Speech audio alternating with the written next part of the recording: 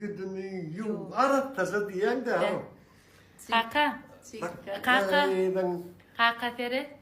Şu var ya, Maktum Molun, ona nişan 300 yıllığına çıkarılı yürüytü. Hormatlı prezidentimizin hem soğudu. Men ara şu soğudu, sana vermeyene münasip var yani. Biliyor musun hem için? Yaşacık küçük kavatım öymüzde Maktum Molun hem kitaplar vardı bizde. Orsçası, Türkmençesi, Arapçası. Men o vaatlar düşünmesem hem şu vaatlar şu Maktum Molun kitaplarını okuyup oturuyordum da şoň üçin şoňa bolan söýgü, şu zatlara bir näme anam şu zatlar netije diýip bilýän şoň üçin hem kabul etmeň adymdan. Bir de prezidentiň Şater Pay bir de ýapýar bir de Kaydım. Katugul soğut. hakyky. Dinge Türkmen halkı da dünya yüzünün halkı Maktumul Şahir'in goşkusu bilen. Maktumul Şahir'in akıl paygadı bilen. Bir kaydı taraftan neden yok da o. Öden bir adama bir düşnükli yadalan, mümkün nälon. Şu öňe adam bolsa Alşirnowaý. Diýler ki, bu şahirler oýnýarda Maktumula deňelip biljek hekizat ýok. Allahu daý alan soğudun gutly bolsun. Allahu daý tagaman götürkenmek, awraýyn götürkenmek. Bir beladan yeterden Allah Ahmet'im. Sen damdam. Arf bereket halifeden. Bu adamlar zemden şey olwara Allah Taala da arfın bereket. Eýdim näde turda ýaşar. Täze aýdym men mübarek bol halifejan. Sağ bolsun täze. Men bir zat diýen halifa.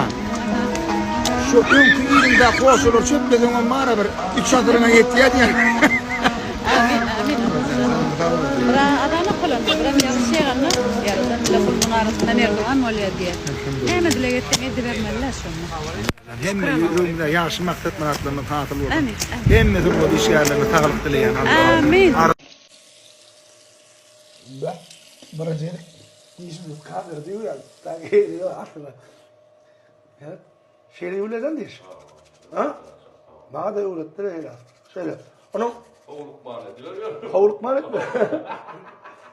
Değilsin yemek alayalım. Amin bir tanışım var.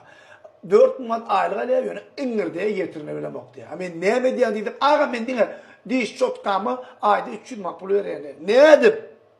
Ne edip ön bergin madı mı şu an geçirip otuyor mu? Yok diye, ulanıyan teğdarlayan diye. 35 manattan diye, men ma ayalım ma diye, men diyen böyle değil. Onun iki tane oğlu var. 4 adım 35 manattan diye. Her iki hepten çalışıyor kadaplayan bisiklet 300 manat oluyor diye.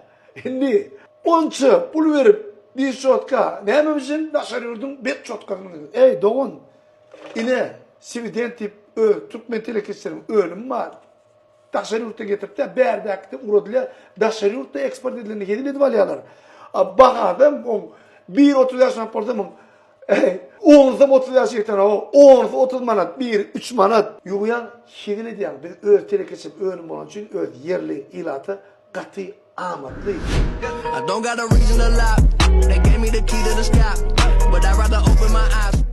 Dişimi hükman seyret durmalı. Men özüm her nakardan son dişimi yuyan. Hükman günün doğanını bir gerek İvçiyen seyavi. Sivdiyende gün olup çalışanda da hiç cüyüne ağırın verecekler derler. Çünkü dörden oğulları da köp sağ olsun aydan. Adam oğudun, zadam oğudun, şidem oğuy. Elbette benim maslahatımın kovduğu umid edeyim. Daşı birli yazı Robert Kiyosaki şolum şunu yuyanlaydı ya. Konferans edenler. İkinci belirtmeler Kim Kardashian, Ambani Hindistan'a toy edenler şunu Asya'ya geldi.